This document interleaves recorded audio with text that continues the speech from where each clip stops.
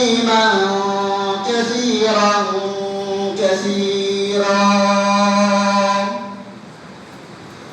اللهم صل على سيدنا محمد وعلى آل محمد كلما ذكره الذاكرون وكلما غفل عن ذكره الغافلون.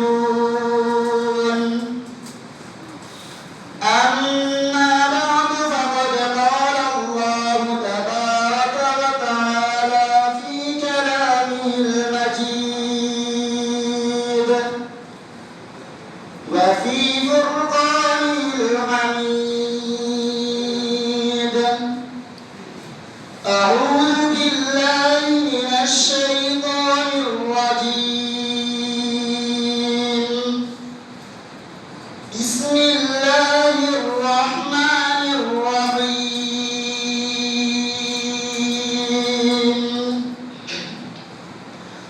كل نفس ذائقة الموت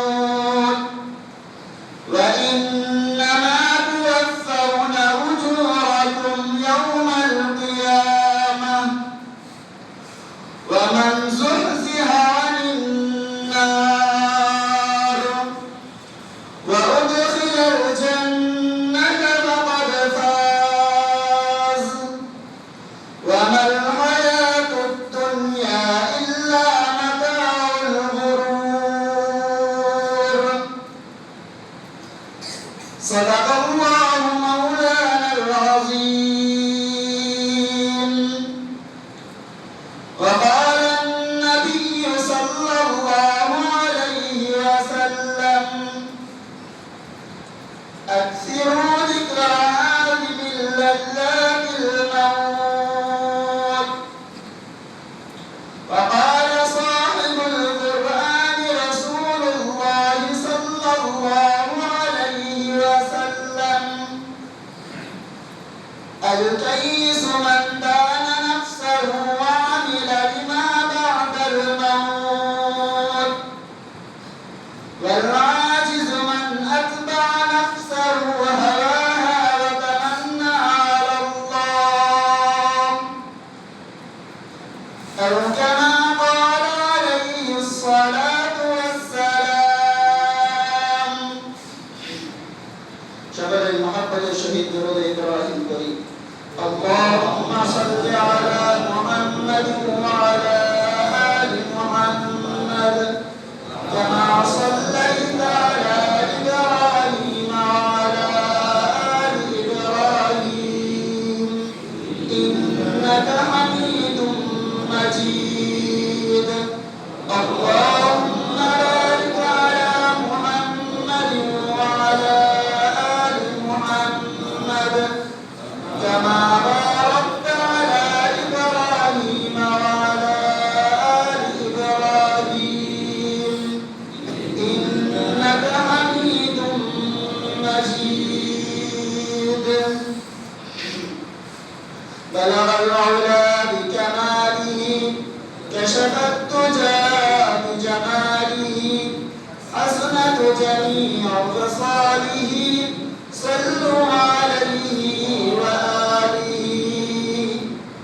رہے میرے مسکن حوالی کعبہ دمے میرے مدفن دیار مدینہ. بلغ العلا بكماله كشف الدجى بجماله حسنت جميع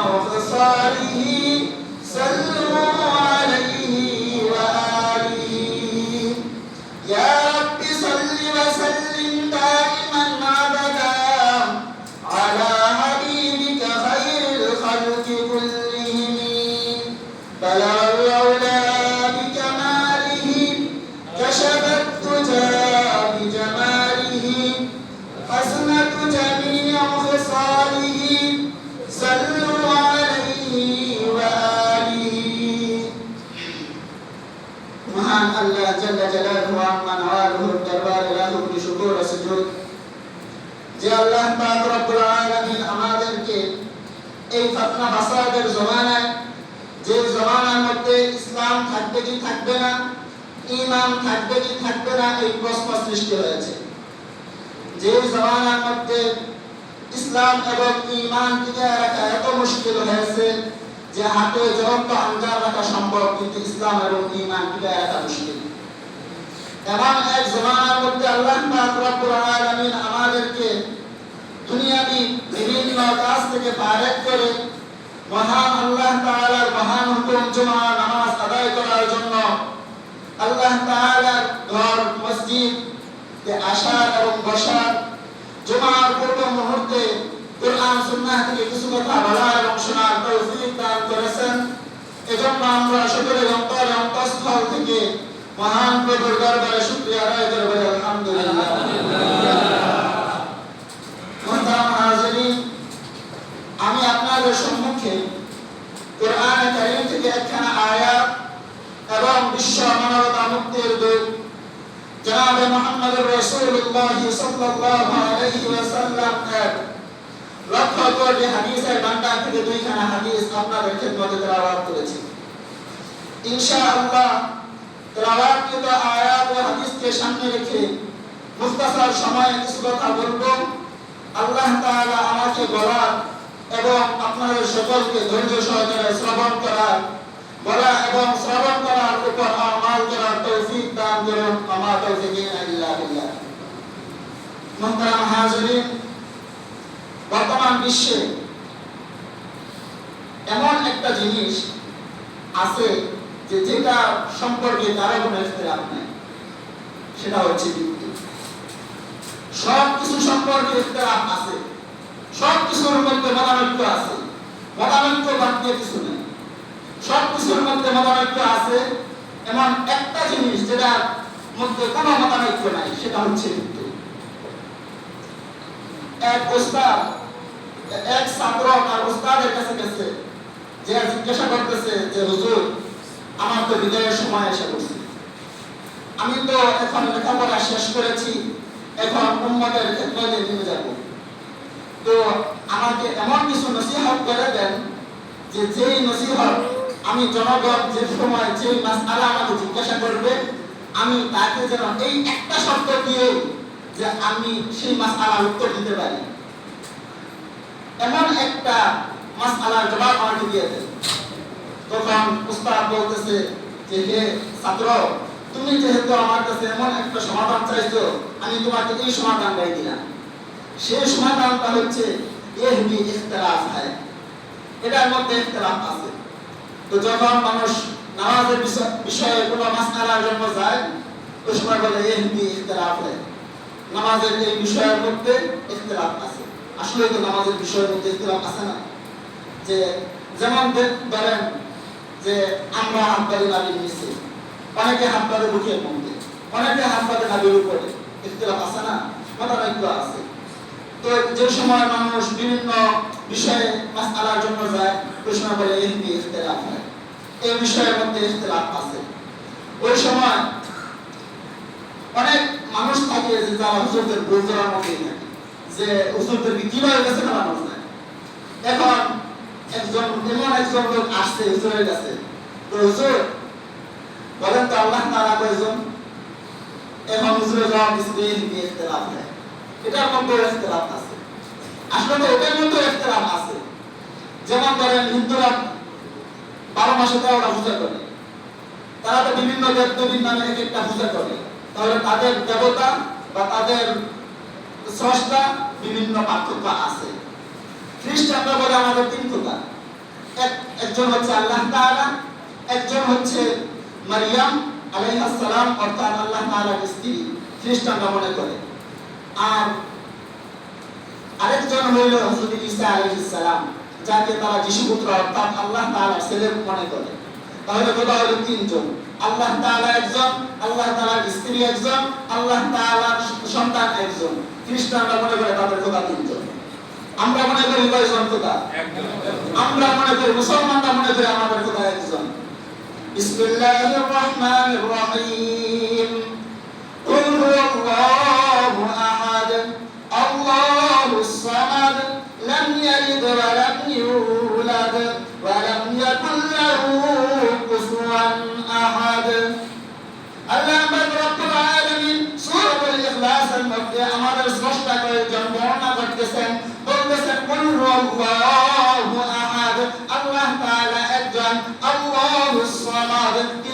সাথে তিনার সমকক্ষ কেউ নাই। লাম ইয়ালিদ ওয়া লাম ইউলাদ, তিনার কোনো সন্তান নাই, তিনার কোনো বাবা মা নাই। তাহলে আমাদের মত অনুযায়ী, মুসলমানদের মত অনুযায়ী স্রষ্টা কয়জন? আল্লাহ কয়জন? একজন। তাহলে আমাদের আল্লাহ একজন। তো আল্লাহ সম্পর্কে বিভিন্ন মত আছে, কিন্তু মৃত্যু সম্পর্কে কোনো মত নেই। মৃত্যু সম্পর্কে কোনো মত নাই। মৃত্যুর আগের সম্পর্কে মত আছে। অনেকে বলে নামাজ পড়তে হবে, অনেকে বলে পড়তে হবে না, অনেকে বলে রোজা রাখতে হবে, অনেকে বলে রোজা রাখতে হবে না। মত আছে। মৃত্যুর পরবর্তী সম্পর্কেও মত আছে। অনেকে বলে যে মৃত্যুই শেষ, এরপরে আর কোনো কিছু নাই। আর আমরা বলি, মুসলমানরা বলে যে না, মৃত্যুর পরে কবর আছে, হাসর আছে, মিজান আছে, পুরসিরাত আছে, আমাদের জন্য সবকিছু আছে। তো মৃত্যু এমন একটা বিষয় যেটা সকলকে মৃত্যুবরণ করতে হবে। আল্লাহ পাক রব্বুল আলামিন তিলাওয়াত আয়াতের মধ্যে বলেন, কুল্লু নাফসিন যায়িকাতুল মাউত। হে আমার দুনিয়ার মধ্যে, হে আমার দুনিয়ার বান্দা বান্দীরা, তোমরা শুনে রাখো, তোমাদের প্রত্যেককে মৃত্যুবরণ করতে হবে। তোমরা যারা দুনিয়াতে জীবিত আছো, যত জিনিসের মধ্যে প্রাণ আছে, সকল জিনিসের মৃত্যুবরণ করতে হবে। গরুর মৃত্যুবরণ করতে হবে, ছাগলের মৃত্যুবরণ করতে হবে, প্রত্যেকটা প্রাণীকেই মৃত্যুবরণ করতে হবে, প্রত্যেকটা প্রাণীকেই মৃত্যুবরণ করতে হবে।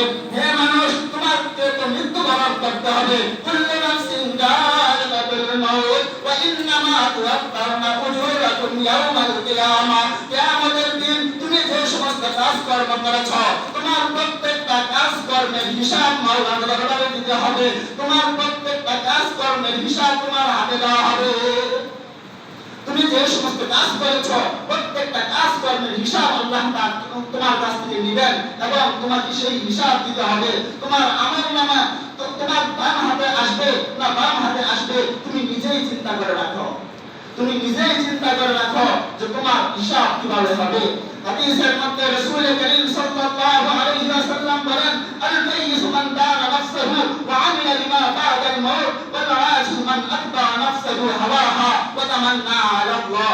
রাসূল করিম সাল্লাল্লাহু আলাইহি ওয়াসাল্লাম বলেন, আল-কাইয়িস মান দানা নাফসাহু ওয়া আমিলা লিমা বা'দাল মাউত।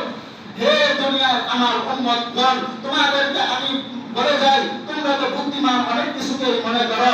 যে বিমান বানাইতে পারে তোমরা তাকে বুদ্ধিমান বলতে পারো, যে বিল্ডিং এর কাজ করাইতে পারে তুমি তাকে বুদ্ধিমান মনে করো, যে ফ্যান বানাইছে তাকে তুমি বুদ্ধিমান বলতে পারো, যে লাইট বানাইছে তাকে তুমি বুদ্ধিমান বলতে পারো। কিন্তু আল্লাহ তাআলার পরিভাষায়, রাসূল করিম সাল্লাল্লাহু আলাইহি ওয়াসাল্লাম এর পরিভাষায় এগুলি কেউ বুদ্ধিমান নয়। আল-কাইয়িস মান দানা নাফসাহু ওয়া আমিলা লিমা বা'দাল মাউত। সেই হচ্ছে বুদ্ধিমান যে মৃত্যুর পরের জন্য আমল করে এবং তার নফসকে নিজের অনুযায়ী চালায়। নফস তো বিভিন্ন সময় বিভিন্ন কিছু বলতে চায়। নফস তো বলে যে এখন জুমার নামাজের সময়, তুমি জুমার নামাজে যাও না, তুমি বিভিন্ন রং তামাশার মধ্যে ব্যস্ত থাকো। নফস তো বলে তুমি নামাজের সময় নামাজের মধ্যে যাও না, তোমার তো ব্যবসা বাণিজ্য আছে, তুমি সেই ব্যবসা বাণিজ্য নিয়ে করে থাকো। তোমার নফস তো চায় তোমার এখন রাত্রে এবং তোমার তাহাজ্জুদের পড়ার সময় তুমি তাহাজ্জুদের নামাজ পড়িও না, তুমি তোমার রুমের মধ্যে নিমজ্জিত থাকো। নফস বিভিন্ন সময় বিভিন্ন কিছুই চায়। তো এই নফসকে যে ব্যক্তি নিজের অনুযায়ী চালায়, যে এখন তো তাহাজ্জুদের নামাজের সময় আমি তাহাজ্জুদের নামাজ পড়বো, এখন তো নামাজের সময় আমি নামাজ পড়বো, এখন জুমার নামাজের সময় আমি জুমার নামাজ পড়বো, এখন তো আমার যে সময় আমি সেই সময় অনুযায়ী আমি আমল করব। যে ব্যক্তি নফসকে নিজের অনুযায়ী চালায় এবং মৃত্যুর পরের জন্য আমল করে, সেই ব্যক্তিই হচ্ছে বুদ্ধিমান। হাদিসের পরের অংশে রাসূল করিম সাল্লাল্লাহু আলাইহি ওয়াসাল্লাম বলেন, ওয়াল আজিজ মান আতবা নাফসাহু হাওয়াহা ওয়া তামান্না আলা আল্লাহ। আর নির্বোধ ওই ব্যক্তি, বোকা ওই ব্যক্তি যে নিজের নফস অনুযায়ী চলে এবং বলে যে আল্লাহ তাআলা তো আমাকে মাফ করে দিবেন, আল্লাহ তাআলা কি এমনি মাফ করে দিবেন, আল্লাহ তাআলা এমনি মাফ করবেন না, আল্লাহ তাআলা নিকট মাফ চাইতে হবে, আল্লাহ তাআলার নিকট মাফ চাইতে হবে। যে ব্যক্তি আল্লাহ তাআলার নিকট মাফ চাইবে, আল্লাহ তাআলা অবশ্যই মাফ করবেন। আল্লাহ পাক রব্বুল আলামিন কুরআনুল কারীমের মধ্যে বলেন, ইয়া ইবাদিয়াল্লাযীনা আসরাফু আলা আনফুসিহিম লা তাকনাতু মির রাহমাতিল্লাহ ইন্নাল্লাহা ইয়াগফিরু যুনুবা জামিআ ইন্নাহু হুয়াল গফুরুর রহিম। আল্লাহ পাক রব্বুল আলামিন বলেন, ইয়া ইবাদিয়াল্লাযীনা আসরাফু আলা আনফুসিহিম, হে আমার বান্দা বান্দীগণ, তোমরা কত গুনাহ করেছো, তোমরা যতই গুনাহ করো না কেন, তোমরা তোমাদের নিজেদের নফসের উপর যতই জুলুম করো না কেন, তোমরা আমার নিকট মাফ চাও। ইয়া ইবাদিয়াল্লাযীনা আসরাফু আলা আনফুসিহিম লা তাকনাতু মির রাহমাতিল্লাহ, তোমরা আমার রহম থেকে নৈরাশ হয়ে যাও না, তোমরা আল্লাহ তাআলার নিকট নৈরাশ হয়ে না যে আমি এত গুনাহ করেছি, আমার গুনাহ করতে করতে তো আর কোনো গুনাহ করা এমন কোনো গুনাহ বাদ নাই যেগুলি আমি করি নাই, আমি এত কঠিন গুনাহ করেছি, আল্লাহ তাআলা আমাকে maaf করবে কিনা। আল্লাহ পাক রব্বুল আলামিন বলেন, লা তাকনাতু মির রাহমাতিল্লাহ, তোমরা আমার রহম থেকে নৈরাশ হয়ো না, তোমরা আমার রহম থেকে নৈরাশ হয়ো না। লা তাকনাতু মির রাহমাতিল্লাহ ইন্নাল্লাহা ইয়াগফিরুয যুনুবা জামিআ, নিশ্চয়ই আমি ক্ষমা করনেওয়ালা, আমি হচ্ছে রহমান, আমি হচ্ছে রহিম, আমি রহমান, আমি রহিম। তোমরা যতই গুনাহ করো না কেন, আমি আল্লাহ তোমাদেরকে অবশ্যই মাফ করব। আমরা কুরআনুল কারীম পড়ি, কুরআনুল কারীম সর্বপ্রথম খুলতে গেলে সর্বপ্রথম আমাদের নজর যে জায়গায় পড়ে, আল্লাহ পাক রব্বুল আলামিন বলেন যে তোমরা যখন কোরআন শরীফ পড়বা ওই সময় এটা পড়ে শুরু করো, সেটা হচ্ছে বিসমিল্লাহির রহমানির রহিম। আমরা সবাই পারি না? তো এখানে আল্লাহ পাক রব্বুল আলামিন কি বলেন? বলতেছেন বিসমিল্লাহির রহমানির রহিম, বলেন সীমাহীন দয়ালু অত্যন্ত দয়াময় আল্লাহর নামে শুরু করছি। আর রহমান আর রহিম, আর রহমানের মধ্যে শব্দ অক্ষর বেশি, আর রহিমের মধ্যে অক্ষর কম। তাফসীরের কিতাবের মধ্যে আল্লামা জালালউদ্দিন সুয়ুতী রাহমাতুল্লাহি আলাইহি লিখেন যে আল্লাহ পাক হচ্ছে রহমানুদ দুনিয়া রহিমুল আখিরা, রহমানুদ দুনিয়া রহিমুল আখিরা, অর্থাৎ আল্লাহ তাআলা দুনিয়ার জন্য রহমান, আখিরাতের জন্য রহিম। অর্থাৎ দুনিয়ার মধ্যে আল্লাহ পাক রব্বুল আলামিনের দয়া সবার আছে, সবার সমান। আপনারা খানা খান, যারা হিন্দু খ্রিস্টান তারা খানা খায় না? তো আপনারা পানি পান করেন, তারা পানি পান করে না? আপনাদেরকে আল্লাহ তাআলা নাজ নিয়ামত দিয়েছেন, তাদেরকে কি আল্লাহ তাআলা নাজ নিয়ামত দেন নাই? আল্লাহ তাআলা সকলকে নাজ নিয়ামত দিয়েছেন দুনিয়ার মধ্যে, আর আখিরাতের মধ্যে নাজ নিয়ামত তারাই পাবে যারা জান্নাতি হবে। অর্থাৎ এইটাই তাফসীর করেছেন রহমানুদ দুনিয়া রহিমুল আখিরা। দুনিয়ার জন্য রহমান, তিনি সকলের উপর দয়া করেন, কিন্তু আখিরাতের ব্যাপারে আল্লাহ পাক রব্বুল আলামিন শুধুমাত্র নেককার ঈমানদার যারা ঈমান নিয়ে কবরে যাবে, যারা তাকওয়া নিয়ে কবরে যাবে, যারা তওবা করে কবরে যাবে, তাদের জন্য আল্লাহ পাক রব্বুল আলামিন যে সমস্ত নাজ নিয়ামত করে রাখছেন, এই সমস্ত নাজ নিয়ামত আল্লাহ তাআলা শুধুমাত্র ঈমানদারদের জন্য রাখছেন। তো আমাদের বুঝা গেল যে যদি